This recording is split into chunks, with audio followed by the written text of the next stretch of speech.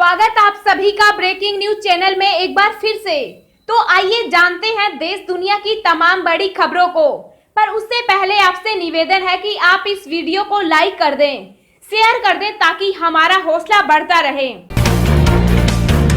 Railway ने यात्री ट्रेनों के 30 जून तक के लिए सभी टिकट रद्द किराए किए जाएंगे वापस। जी हां, आपको बता दें कि भारतीय रेलवे ने एक अहम कदम उठाते हुए 30 जून तक के लिए सभी यात्रा ट्रेनों के बुक हुए टिकट को रद्द कर दिया है। रेलवे ने कहा कि 30 जून तक के लिए रद्द हुए टिकटों के किराए वापस कर दिए जाएंगे। साथ ही सभी स्पेशल ट्रेन और श्रमिक ट्रेन पहले की तरह जारी रहेंगे। रेलवे ने गुरुवार सुबह इस संबंध में जानकारी दी। रद्द किए गए ट्रेनों में मेल एक्सप्रेस रेल शामिल है। इसी हफ्ते से स्पेशल पैसेंजर ट्रेनों का परिचालन रेलवे की ओर से शुरू किया गया है। ये ट्रेनें दिल्ली और देश के 15 अन्य जगहों के बीच शुरू की गई थी। कोविड-19 राष्ट्रव्यापी लॉकडाउन के कारण 25 मार्च से ही सभी यात्री ट्रेन सेवाएं बंद हो गई थी। इसी हफ्ते फिर चुनिंदा रूट पर कुछ ट्रेनों को शुरू किया गया। देश में कोरोना संक्रमित मरीजों का आंकड़ा 79,205 के पार, अब तक 2,582 की मौत। जी आपको बता दें कि देश और दुनिया में कोरोना के केस लगातार बढ़ते ही जा रहे हैं। ताजा आंकड़ों के मुताबिक देश में अब तक 79,205 संक्रमण के मामले सामने आ चुके हैं। एक्टिव केस 50,000 हैं, जिसमें से अभी तक 2,582 लोग अपनी जान गंवा चुके। वहीं इसके बीच अच्छी खबर ये भी है कि अब तक 27,260 संक्रमित मरीज ठीक भी हो चुके। दुनिया भर में कोरोना वायरस की वजह से कुल 3,221 लोगों की जान जा चुकी है, जबकि वायरस से संक्रमित लोगों की संख्या 44 लाख हो गई है। इनमें एक्टिव केस 25,33,000 हैं और खुशी की बात यह है कि अब तक 16 लाख लोग ठीक हो चुके हैं। इजराइल के नक्शे कदम पर इंडियन आर्मी 3 साल के लिए कोई भी हो सकता है फौज में भर्ती। जी हां, आपको बता दें कि अमेरिका और इजराइल की तरह भारत सरकार भी सेना में भर्ती के लिए क्रांतिकारी कदम उठाने जा रही है। अब इंडियन में कोई भी आम आदमी भी भर्ती हो सकता है। खास बात यह है कि ट्रेनिंग आर्मी के नियम कायदे और कानूनों के तहत होगी, लेकिन सेना में शामिल होने वाला शख्स अगर चाहेगा तो कुछ औपचारिकताएं पूरी करने के बाद पूर्णकालीन कमीशन भी प्राप्त कर सकेगा। भारत सरकार ने इस शार्ट सर्विस कमीशन को टूर ऑफ ड्यूटी दिया है। सेना का मकसद भारत के बेस्ट टैलेंट को सेना से जोड़ना है। इंडियन आर्मी में यह क्रांतिकारी कदम सीडीएस विपिन चंद्र रावत की पहल पर उठाया जा रहा है। ऐसा भी कहा जा रहा है कि जंग के हालत में पाकिस्तान और चीन को एक साथ मात देने के लिए भारतीय सेना तैयारी शुरू कर दी है। यह कदम भी उन्हीं तैयारियों का हिस्सा है। अधिकृत जानकारी के मुताबिक भारतीय सेना आम नागरिकों को भी सेना की ड्यूटी करने का मौका दे सकती है। सेना आम भारतीयों के लिए 3 साल की टूर ऑफ ड्यूटी के प्रस्ताव पर विचार कर रही है।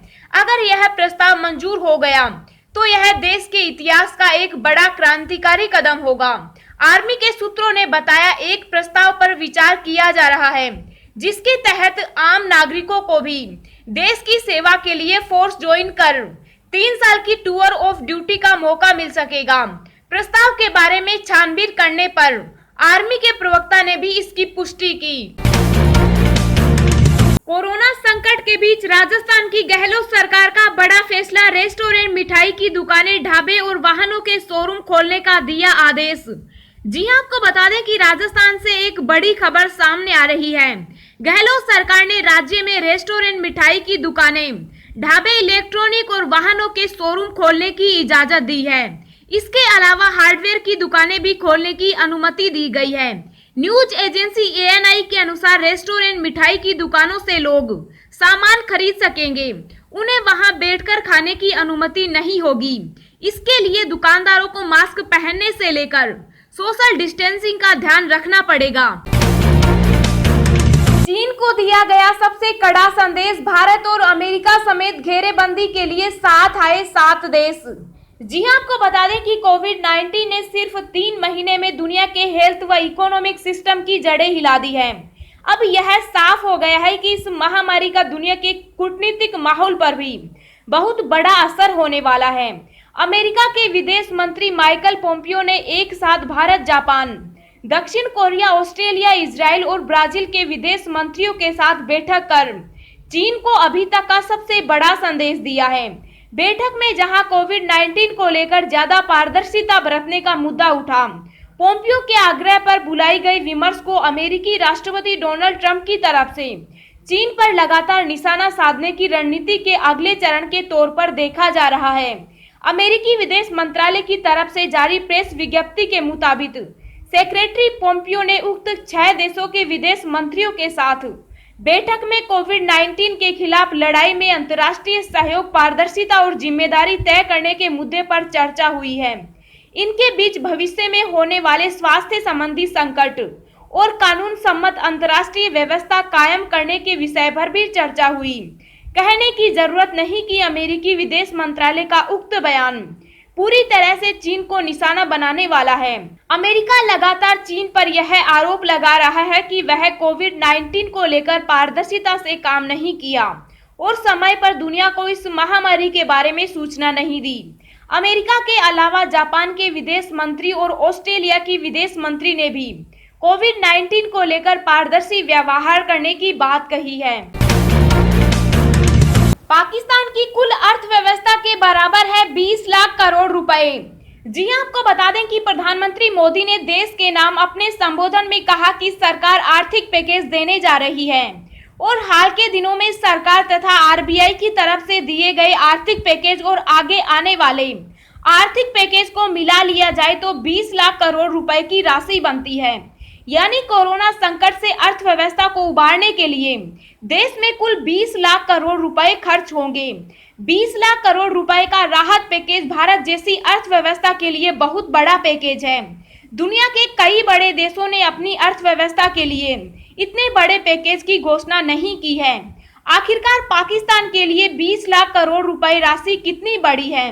अगर 20 लाख करोड़ रुपए को डॉलर में बदल लिया जाए तो लगभग 270 अरब डॉलर बनते हैं। वहीं पाकिस्तान की कुल अर्थव्यवस्था का आकार लगभग 280 अरब डॉलर के करीब है। यानी भारत में जो आर्थिक पैकेज घोषित हुआ है वह लगभग पाकिस्तान की कुल अर्थव्यवस्था के बराबर है। हालांकि भारत की अर्थव्यवस्था और पाकिस्तान की अर्थव्यवस्था की तुलना नहीं हो सकती।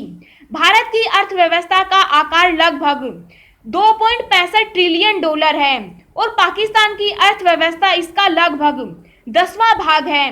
भारत का विदेशी मुद्रा भंडार 480 अरब डॉलर से ज्यादा है, जबकि पाकिस्तान का विदेशी मुद्रा भंडार 15 अरब डॉलर के करीब है।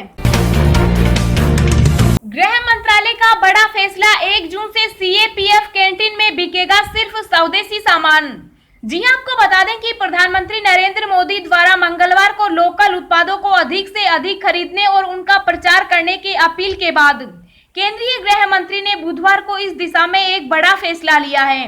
केंद्रीय गृह मंत्री अमित शाह ने बुधवार को कहा कि गृह मंत्रालय ने यह फैसला लिया है कि 1 जून 2020 से सभी केंद्रीय सशस्त्र पुलिस बलों सीएपीएफ कैंटीन में सिर्फ स्वदेशी उत्पादों की बिक्री की जाएगी। गृह मंत्रालय के मुताबिक करीब 10 लाख सीएपीएफ के जवानों के परिवार के 50 लाख सदस्य स्वदेश निर्मित उत्पादों का इस्तेमाल करेंगे। सीएपीएफ में CRPF, BSF, CISF, ITBP, SSB, NSG और असम राइफल्स आते हैं और इनकी कैंटीनों में सालाना 2800 करोड़ रुपए मूल्य के उत्पादों की बिक्री होती है। अब हम आपको अगले 24 घंटों के संभावित मौसम पूर्वानुमान के बारे में बता रहे हैं। अगले 24 घंटों के दौरान मुजफ्फराबाद, गिलगित बाल्टिस्तान, जम्मू कश्मीर और हिमाचल प्रदेश में गरज के साथ हल्की से मध्यम बारिश के बीच 1-2 स्थानों पर तेज वर्षा के आसार हैं। लद्दाख और उत्तराखंड में 1-2 स्थानों पर बारिश हो सकती है। पंजाब में कुछ स्थानों पर जबकि हरियाणा में 1-2 जगहों पर हल्की वर्षा के आसार हैं। राजस्थान में धूल भरी आंधी के साथ बारिश संभव है। मध्य प्रदेश के पश्चिमी जिलों, मध्य महाराष्ट्र, मराठवाड़ा, छत्तीसगढ़ और उत्तरी आंतरिक कर्नाटक में कुछ स्थानों पर हल्की बारिश हो सकती है। दक्षिण और तटीय कर्नाटक, केरल और दक्षिणी तमिलनाडु में हल्की से मध्यम बारिश के साथ 1-2 स्थानों पर भारी वर्षा हो सकती है। तमिलनाडु के शेष हिस्सों में छिटपुट बारिश हो सकती है। अंडमान व निकोबार द्वीप समूह में भारी से अति भारी वर्षा होने की संभावना है। पूर्वोत्तर भारत के कई हिस्सों में मध्यम बारिश हो सकती है।